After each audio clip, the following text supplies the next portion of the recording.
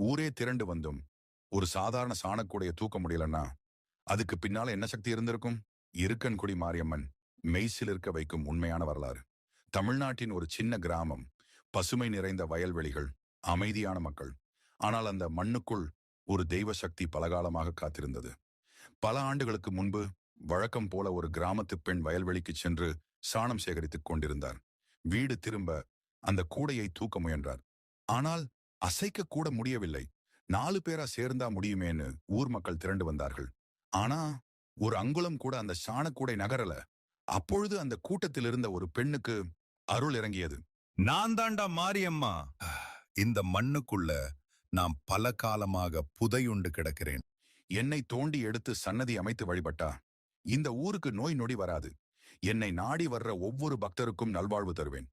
என் சிலையை வைத்து பூஜை செய்கிற வம்சத்துக்கு புத்திர பாக்கியம், பரம்பரை